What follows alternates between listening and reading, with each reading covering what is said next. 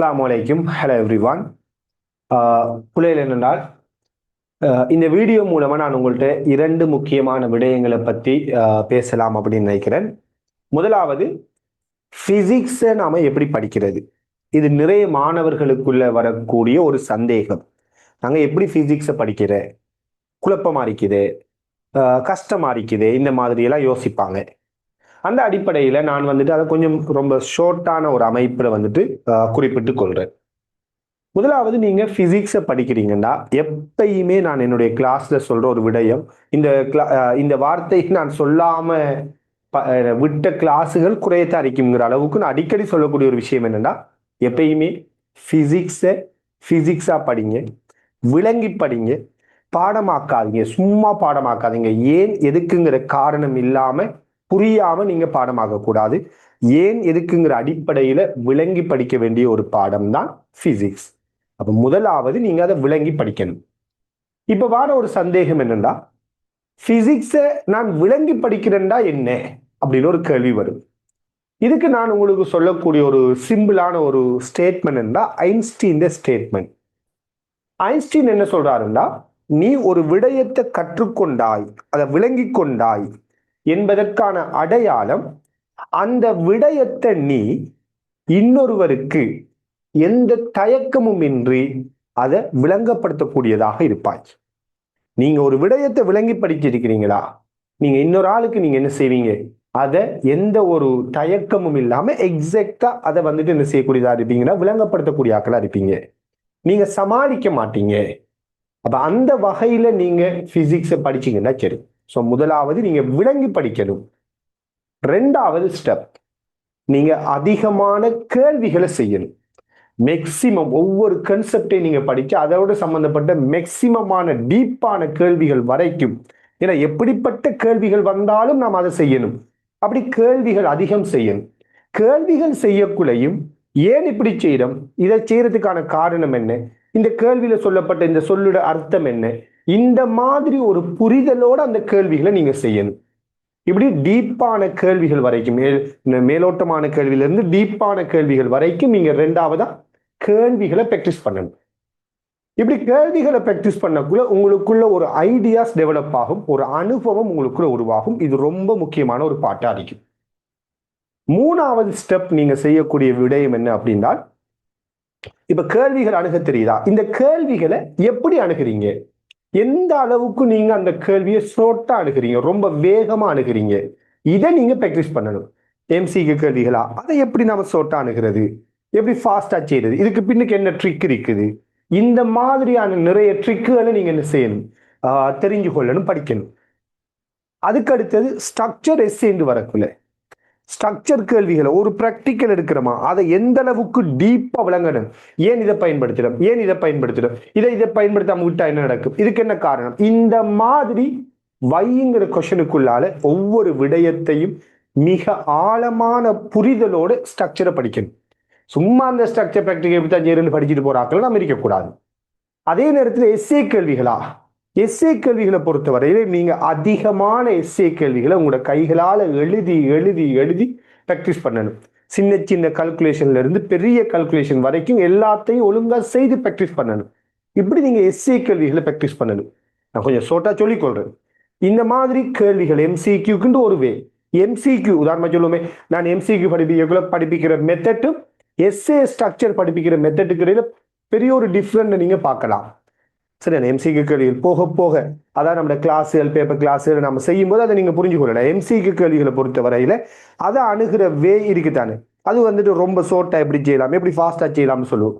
அதே இது ஒரு எஸ்ஏ கேள்வி செய்யக்குள்ள இதை கவனமா எழுதுங்க, ஒவ்வொரு விடயத்தை மிஸ் பண்ணாம எழுதுங்க, ஒவ்வொரு ஸ்டெப்பையும் எழுதுங்க, இப்படி சொல்லுவோம். அங்க எழுத வானான்னு சொல்லுவோம், எம்சிக்கு எழுதாத, பேன தொடாத அப்படின்னு சொல்லுவோம், எஸ்ஏல எழுதாம விட்டுடாதன்னு சொல்லுவோம். அப்ப ரெண்டு டிஃப்ரெண்டான வேயில அதை அணுக பழகணும். இப்படி பார்ட் 1 பார்ட் 2க்கு ஏற்ற மாதிரி இந்த கேள்விகளை அணுக பழகிறது. இப்படி எல்லாம் நீங்க கேள்விகளை ஒரு புரிதலோட பிராக்டிஸ் பண்ணி ரைட் தியரிகளை நல்லா விளங்கிக் கொள்றீங்க, அதிகமான கேள்விகளை செய்றீங்க, அதுல நிறைய அனுபவங்கள் எடுத்துக்கொள்றீங்க. அடுத்ததாக அந்த கேள்விகள் ஒவ்வொரு டைப்பான கேள்விகளை எப்படி அணுகிறீங்கன்னு பிராக்டிஸ் பண்றீங்க. இந்த வேயில நீங்க பிசிக்ஸை படிச்சுட்டு போகக்குள்ள பிசிக்ஸ் உங்களுக்கு எப்படிப்பட்ட ஒரு பாடமா மாறும்டா, அதை டைம் மேனேஜ்மெண்டோட நீங்க படிச்சுட்டு போகக்குள்ள பிசிக்ஸ் வந்துட்டு உங்களுக்கு ஒரு இலகுவான பாடமா மாறும். ஸோ அதை விட்டு நீங்க பாடமாக்கி படிக்கிறீங்களா, என்ன எதுவுமே தெரியாம சும்மா படிச்சு இப்படி போட்டா இப்படி விட வரும்னு நீங்க படிக்கிறீங்கன்னா அது வந்துட்டு எப்பயுமே உங்களுக்கு அது கஷ்டமான ஒரு பாடம், வெறுப்புக்குரிய ஒரு பாடமாகத்தான் இருக்கும். ஸோ சக்சஸ்ஃபுல்லான நெல்ல ஸ்கோர் பண்ணக்கூடிய மாணவர்கள் எடுத்தீங்கன்னா நான் தொடர்ச்சியா அவதானிக்கக்கூடிய வகையில ஒவ்வொரு பெச்லையும் நான் அவதானிக்க வகையில சொல்றேன்டா. பிசிக்ஸ்ல 50க்கு 50 எடுத்து ஸ்டூடெண்ட் அடிக்கலாம், 48 அடிக்கலாம், 47.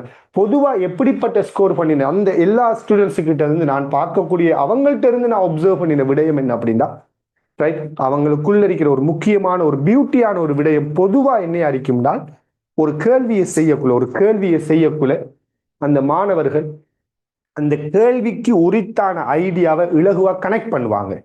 இந்த ஒரு கேள்வியை வாசித்த உடனே இதுக்குரிய தியரி எது, இதுக்குரிய ஐடியா என்ன, அந்த ஐடியாவை சரியா கனெக்ட் பண்ணுவாங்க.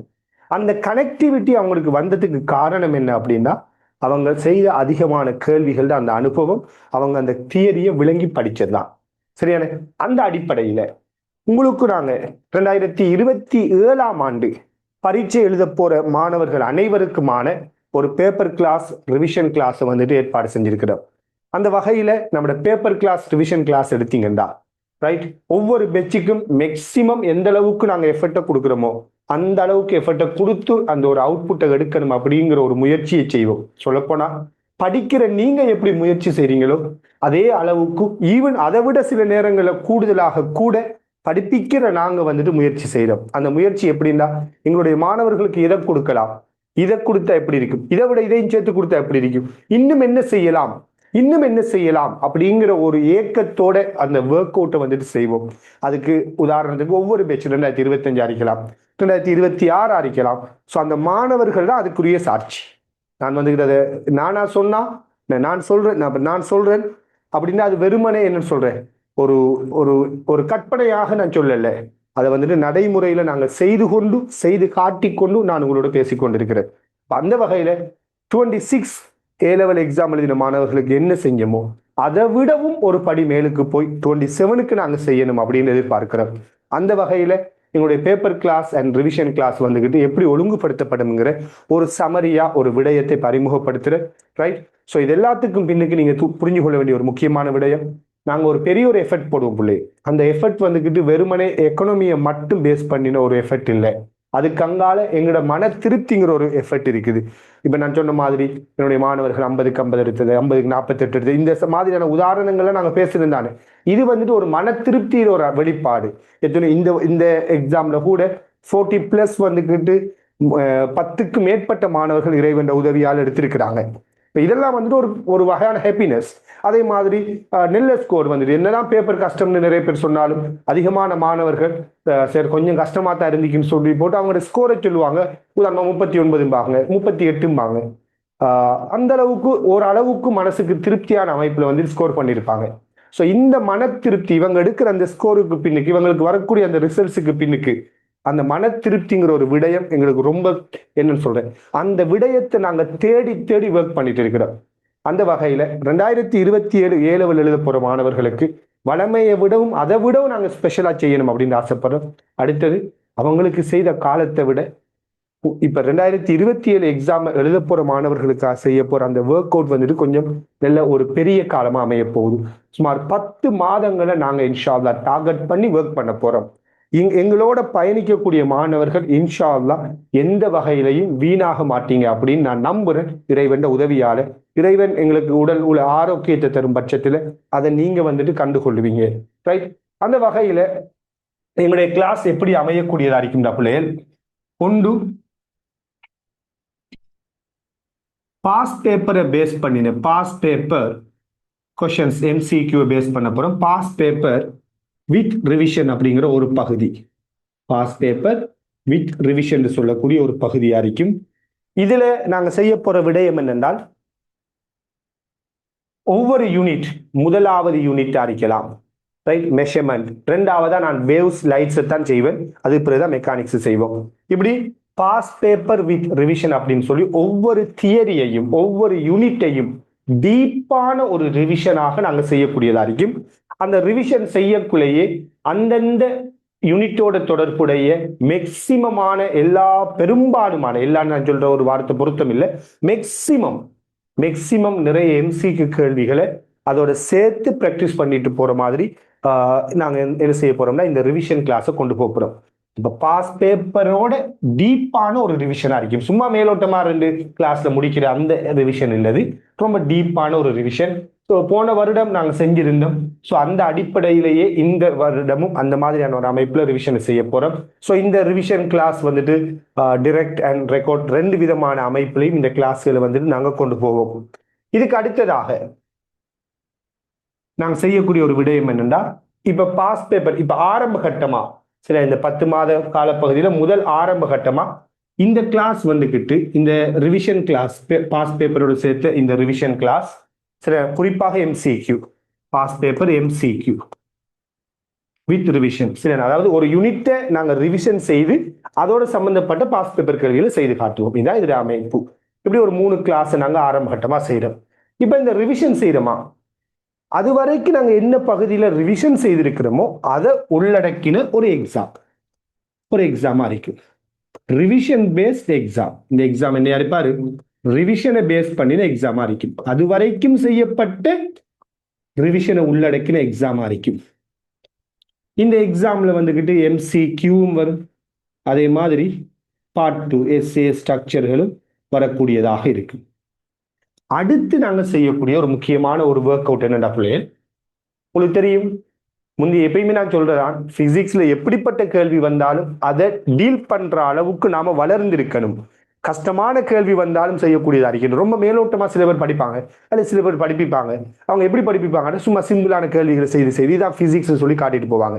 அப்படி இல்லாம எப்பயுமே டீப்பான கேள்விகள் வரைக்கும் செய்யணும். எந்த கேள்வி வந்தாலும் ஸ்கோர் பண்ண ரெடியா இருக்கணும் அப்படிங்கிற ஒரு லெவலுக்கு நம்ம வளர்ந்திருக்கணும்னு சொல்லுவேன். அந்த அடிப்படையில நீங்க 3வது நாங்க செய்ய போற ஒர்க் என்னன்னா, ரைட், ஒரு மாடல் எக்ஸாம் வந்துட்டு செய்ய போறோம். அதாவது அந்த எக்ஸாம்ல ஓரளவுக்கு நோமலான கேள்விகளும் இருக்கும், அதே நேரத்துல எப்படிப்பட்ட கேள்விகள் இருக்கும்னா நல்ல ஐடியா கேள்விகள், நல்ல டீப்பாக அந்த கான்செப்டை விளங்கிக்கொள்ள டீப்பான கான்செப்டை ஆராயிற கேள்விகள், நிறைய டீப்பான கூற்று கேள்விகள், இந்த மாதிரியான விடயங்களை உள்ளடக்கி ரைட் நாங்க வந்துகிட்டு அடுத்த ஒரு எக்ஸாம் டிஸ்கஷனை செய்வோம். ரைட், இந்த எக்ஸாம் வந்துகிட்டு இதை நாங்க வந்துட்டு மாடல் எக்ஸாம், இது ரிவிஷன் பேஸ்ட் எக்ஸாம் சொல்ல போறோம். இதை நாங்க மாடல் எக்ஸாம் அப்படின்னு சொல்லுவோம். இந்த எக்ஸாம்லையும் நாங்க எம்சிக்யூவையும் உள்ளடக்குவோம், அதே மாதிரி பார்ட் 2 பகுதியை உள்ளடக்கிறோம். இது எல்லாமே கொஞ்சம் டஃபா இருக்கும். எம்சிக்யூல ஒரு சில கேள்விகள் ஈஸியானதா இருந்தாலும் கொஞ்சம் டீப்பான கேள்விகளை இதுக்குள்ள கொஞ்சம் கூடுதலா வைக்கிறதுக்கு பார்ப்போம். ரைட், இப்படி ஒரு மாடல் எக்ஸாம். இது வந்துகிட்டு எப்படிப்பட்ட கேள்விகள் வந்தாலும் நீங்க செய்யறதுக்கு ரெடியா இருக்கணும் அப்படிங்கிறத உங்களுக்கு பழக்கப்படுத்தணும். சரியான, அதாவது எந்த லெவல்ல நீங்க இருந்தாலும் சரியான, நீங்க 2027 எக்ஸாம் எழுதக்குள்ள உங்களோட லெவல் ஹை லெவல்ல இருக்கணுங்கிறத டார்கெட் பண்ணி செய்ய போறோம். இந்த டிஸ்கஷன் வந்துகிட்டு கொஞ்சம் டீப்பா இருக்கும். சரியான, இதுக்குரிய கிளாஸ் வந்துட்டு 2 கிளாஸ் நடைபெறும். அப்ப இந்த எக்ஸாமுக்குரிய கிளாஸஸை பொறுத்த வரையில பாத்தீங்களா இருந்தால் இது ஒரு கிளாஸ் இருக்கும். அதாவது இந்த எக்ஸாம் நடக்கும், அந்த எக்ஸாமுக்குரிய டிஸ்கஷன் ஒரு கிளாஸா நடைபெறும். ரிவிஷன் கிளாஸ் 3 கிளாஸ் நடைபெறும். அடுத்தது மாடல் பேப்பருக்குரிய எக்ஸாம், இதுவும் மாடல் பாஸ் பேப்பர் எல்லாம் மிக்ஸ் ஆகி வரும் பிள்ளைகள், அதுல ஒரு விஷயம் இல்லை. சரி, இது ரிவிஷன் செய்யப்பட்ட பகுதியை மட்டும் உள்ளடக்கின எக்ஸாம். இந்த எக்ஸாம் ஒரு மாடல் எக்ஸாம் இருக்கும்.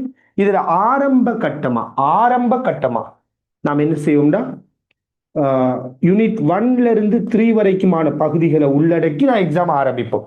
எடுத்தெடுப்புல மொத்த எல்லா யூனிட்டுக்கும் எக்ஸாம் இல்லாது யூனிட் 1ல இருந்து 3 வரைக்குமான பகுதியில் உள்ளடக்கின எக்ஸாம் இருக்கும். கொஞ்சம் காலம் போவக்குள்ள யூனிட் 4 யூனிட் 5 அதுல இருக்கிற டீப்பான கேள்விகள் சொல்லி டீப்பான கொஸ்டின்ஸ்களை உள்ளடக்கின ஒரு மாடல் எக்ஸாமா இது இருக்க போகுது. இதுல என்னன்னா பிள்ளைகள், இப்ப ரிவிஷன் பேஸ்ட் எக்ஸாம் இருக்கு தானே, இதுல பார்ட் 2ல நாங்க பாஸ் பேப்பரையும் உள்ளடக்குவோம், அதே போல மாடல் பார்ட் 2 பேப்பர்களையும் உள்ளடக்குவோம். இந்த பேப்பரை பொறுத்த வரையில இது முழுக்க மாடல் கேள்விகளா, பெரும்பாலும் 190% மேல மாடல் கேள்விகளா தான் இருக்கும். அதுலயும் கஷ்டமான கேள்விகளை கூடுதலா உள்ளடக்கின ஒரு பேப்பரா அது இருக்கும். சரியான, அப்ப இது வந்துட்டு 2 கிளாஸ் நடைபெறக்கூடியதா இருக்கும். அப்ப இதுல என்ன போயின்னா, எப்பயுமே நம்ம சொல்ற ஒரு விடயம் தான், பாஸ் பேப்பரை ஒழுங்கா நம்ம படிச்சிருக்கேன்னு சொல்லுவோம். அந்த வகையில் ரிவிஷன் கிளாஸ் மூலமாக நாம பாஸ் பேப்பர் MCQ கவர் பண்றோம். ரிவிஷன் பேஸ்ட் எக்ஸாம்ல பார்ட் 2 பகுதிக்குரிய எக்ஸாம்பிள் நடைபெறும் போது அதுல பாஸ் பேப்பர்கள்ல பார்ட் 2 ஸ்ட்ரக்சர் அடிக்கலாம், எஸ்ஏ கேள்விகளையும் கவர் பண்ணி மாடல் கேள்விகளையும் கவர் பண்ணுவோம். இந்த எக்ஸாம் 2ங்கிற இந்த பகுதியில 2 நாள் கிளாஸ் இது நடைபெறும். இந்த பகுதியில் வந்துட்டு யூனிட் 1ல இருந்து 3 வரைக்கும் ஆரம்ப கட்டமா எக்ஸாம் நடைபெறும். இதுல சில எக்ஸாம் MCQ இருக்கும், சில எக்ஸாம் பார்ட் 2 பேஸ் பண்ணி எக்ஸாம் இருக்கும். இப்படி 3 டைப்பாக நாம கிளாஸ்ல வந்துட்டு கொண்டு போக போறோம். சரியான இதுல ரிவிஷன் கிளாஸ் கவர் பண்றது இந்த 2 டாபிக்னு சொல்லுவோம். இது ரெண்டையும் சேர்த்து நாம ரிவிஷன் கிளாஸோட சேர்த்து தான் இந்த எக்ஸாம் டிஸ்கஷனுக்குரிய பகுதி வரும். சரியான இப்ப ரிவிஷனே தேவையில்லை அப்படிங்கிற மாணவர்களுக்கு இந்த பகுதி 2ஐயும் உள்ளடக்கி கொள்ளலாம். அதாவது எக்ஸாம்ஸையும் அதுல டிஸ்கஷனையும் செய்யற மாதிரி அமையும். ஆக ஒவ்வொரு வீக்கும் வந்துட்டு நாங்க என்ன செய்ய போறோம்னா 2 எக்ஸாம் நடைபெறும். ஒன்று ரிவிஷன் பேஸ்ட் எக்ஸாம், அடுத்தது மாடல் எக்ஸாம் அப்படின்னு சொல்லி அதுக்கு நாம பேர் வச்சுக்கொள்றோம். இப்படி எக்ஸாம் ப்ராக்டிஸை வந்துட்டு பெரிய அளவுல இன்ஷா அல்லாஹ் உங்களுக்கு தரப்போறோம். அதாவது வீக்ல ஒரு 2 எக்ஸாம், சின்ன எக்ஸாமோ பெரிய எக்ஸாமோ 2 எக்ஸாம் நடைபெற போகுது. சரியான தேவைகளுக்கு ஏற்ற மாதிரி கொஸ்டின்ஸ்ல நம்பர்ஸ்கள் இத்தனை கேள்வியை போடுவோம், இத்தனை கேள்வியை போடுவோம்ங்கிறதெல்லாம் நாங்கள் தேவைக்கு ஏற்ற மாதிரி மாற்றிக்கொள்வோம். ரைட், இந்த மாதிரி அமைப்புல உங்களுக்கு நல்ல ஒரு எக்ஸாம் எக்ஸ்பீரியன்ஸை வந்துட்டு தரணும், அதுவும் ஒரு 10 மாதத்துக்கு ஒரு பெரிய அளவுல ஒரு எக்ஸ்பீரியன்ஸை தரணுங்கிற வகையில இன்ஷா அல்லாஹ் இதை நாங்கள் திட்டமிட்டு இருக்கிறோம். ரைட், அதே மாதிரி ரொம்பவும் என்னன்னு சொல்றேன், எங்களோட கிளாஸ்ல ஒரு அடிப்படையான ஒரு விடயம் என்னன்னா, எங்களோட ஒரு கோல் ஒன்று இருக்கு தானே, ஒவ்வொன்றுக்கும் ஒரு கோல் இருக்கு. அந்த வகையில இந்த கிளாஸ்ல கோலை எடுத்தீங்களா ஒன்று ரொம்ப வீக்கான லெவல்ல இருக்கிற ஒரு மாணவனையும் அப்படியே தூக்கி விடுற ஒரு கிளாஸா இது அமையும் இன்ஷா அல்லாஹ். அதுக்கு ரொம்ப டீப்பான இந்த ரிவிஷன் வந்துட்டு உங்களுக்கு உதவக்கூடியதா இருக்கும். அதே நேரத்தில் ஆல்ரெடி நான் பிசிக்ஸ்ல வந்துட்டு நல்ல ஒரு அளவுக்கு நல்ல நிலையில தான் இருக்கிறேன் அப்படின்னு ஃபீல் பண்ற மாணவர்கள் இருக்கிறீங்களா, உங்களுக்கு வந்துகிட்டு உங்களை அந்த லெவல்ல இருந்து ரொம்பவும் உயர்ந்த ஒரு லெவலுக்கு கூட்டி போறதுக்கும் இந்த கிளாஸ் வந்துட்டு உதவும். அப்ப நீங்க எந்த லெவல்ல இருந்தாலும் இந்த கிளாஸ் அமைப்பு வந்துட்டு உங்களுக்கு உதவும் இன்ஷா அல்லாஹ். நான் உதவும்னு நான் நம்புறேன். இதுக்கு மேலதிகமாக நாங்க ஒவ்வொரு இதுக்கு முதல்ல நாங்க செஞ்ச ஒரு விடயம் தான் என்ன அப்படின்னு பாத்தீங்கன்னா, ஏபி ப்ரொஜெக்ட் அப்படிங்கிற விடயம். ஏபி ப்ரொஜெக்ட்ங்கிறது வாலண்டியரா நீங்களாக வந்து கிளாஸ் தரப்படுற ஒர்க் அவுட்டுகளில் ஜாயின் பண்ணி செய்யக்கூடிய ஒரு விடயம். ஸோ இந்த ஏபி ப்ரொஜெக்ட் சம்பந்தமான ஒரு விடயமும் உங்களுக்கு மேலதிகமாக செய்யப்படும். இது தொடர்பான அப்டேட்டை நான் பிறகு இன்ஷா அல்லாஹ் உங்களுக்கு தருவேன். இதோட சேர்த்து இன்னும் ஒரு ஸ்பெஷலான விடயம் என்னடாப்புல, எங்கள்கிட்ட பிசிக்ஸை படிக்கிற மாணவர்களுக்கு ஏனைய யூனிட்டுகளுக்குமான வழிகாட்டல்கள், ஒரு பெஸ்டான வழிகாட்டல்களை ஏனைய யூனிட்டுகளுக்கும் தாரத்துக்குரிய ஏற்பாடுகளை நாங்கள் வந்துட்டு செய்திருக்கிறோம். ஸோ அது தொடர்பாகவும் ஏபி ப்ரொஜெக்ட் தொடர்பாகவும் இன்னும் சில முக்கியமான அப்டேட்டுகளை நான் இன்னும் ஒரு வீடியோவில் பிறகு சொல்லுவேன். எனிவே இப்போ நான் ஓவராலா சொல்ல வர சமரி என்ன அப்படின்னு பார்த்தீங்கன்னா, 3 நாள் ரிவிஷன் கிளாஸ் நடக்கும். அதில் பாஸ் பேப்பர் MCQ கேள்விகளும் செய்யப்படும். ரைட், அந்த ரிவிஷன்களை பேஸ் பண்ணி 3 நாள் அதுக்கு முதல் செய்யப்பட்ட ரிவிஷன்கள் அவ்வளவையும் பேஸ் பண்ணி எக்ஸாம் வந்துட்டு நடைபெறும். முதல் யூனிட்ல இருந்து ஸ்டார்ட் பண்ணி அந்த ரிவிஷன் கிளாஸ் போகும். அந்த ரிவிஷன்கள் செய்யப்பட்ட அவ்வளவு ரிவிஷனை உள்ளடக்கி எக்ஸாம் வந்துட்டு அதில் சைஸ் அளவு பெருசாகி கொண்டு வரும். ரைட், அந்த எக்ஸாம்ல MCQ இருக்கும். சில எக்ஸாம் பார்ட் 2 பேஸ் பண்ணி எக்ஸாம் இருக்கும். பார்ட் 2ல வந்துட்டு பாஸ் பேப்பர் கேள்விகள் உள்ளடக்கப்படும், அதே மாதிரி மாடல் கேள்விகள் உள்ளடக்கப்படும். அதே இது எக்ஸாம் மாடல் எக்ஸாமுக்குள்ள வந்தீங்களா இருந்தால் இங்க ஆரம்ப கட்டமா யூனிட் 1ல இருந்து 3 வரைக்கும் வரும். அதுல MCQவும் வரப்போகுது, பார்ட் 2வும் வரும். இதுல ஸ்பெஷல் என்னன்னா, நல்ல ஐடியா டீப்பான கேள்விகள் எல்லாம் இதுல வரும். ஓவராலா எல்லா இடத்தையுமே நம்ம மெயினா சொல்ற ஒரு விடயம், ரொம்பவும் ஷார்ட் ட்ரிக்குகளை வந்துட்டு கூடுதலாக நம்ம ஃபோக்கஸ் பண்ணுவோம். எப்படியெல்லாம் ஃபாஸ்டா கேள்விகள் அணுகலாம்ங்கிற விடயத்தை பார்ப்போம் இன்ஷா அல்லாஹ். இதன் மூலமாக ஒரு பெஸ்டான ஒரு அவுட்புட் 2027ஆம் ஆண்டு மாணவர்கள் தெரிந்து எங்களுக்கு கிடைக்கணும் அப்படிங்கிற ஒரு எண்ணத்தோட ஒரு நீயத்தோட தான் இந்த ஒர்க்கை செய்ய போறோம். இறைவன் உதவியால சுமார் 10 மாத காலத்துக்கு நாம் செய்ய போற இந்த பேப்பர் கிளாஸ் ரிவிஷன் கிளாஸ் இது வந்துகிட்டு வெற்றிகரமா அமையணும் அப்படின்னு நான் இறைவனை பிரார்த்திக்கிறேன். ரைட், ஸோ நீங்களும் கட்டாயம் இந்த விடயம் உங்களுக்கு பிரயோசனமா இருக்கும் பட்சத்தில் நீங்க ஜாயின் பண்ணிக்கொள்ளுங்க. அதே மாதிரி ஏனைய மாணவர்களுக்கும் இதை நீங்க வந்துட்டு தெரியப்படுத்துங்க. ஸோ நீங்க தெரியப்படுத்துறது உண்மையிலேயே மிக மிக மிக ஒரு நல்ல விடயமாக அமையும் அப்படின்னு நான் நம்புறேன். ரைட், அப்ப கட்டாயம் எல்லாருக்கும் ஷேர் பண்ணுங்க. ஜஸாக்கல்லாஹு ஹைர். பாய்.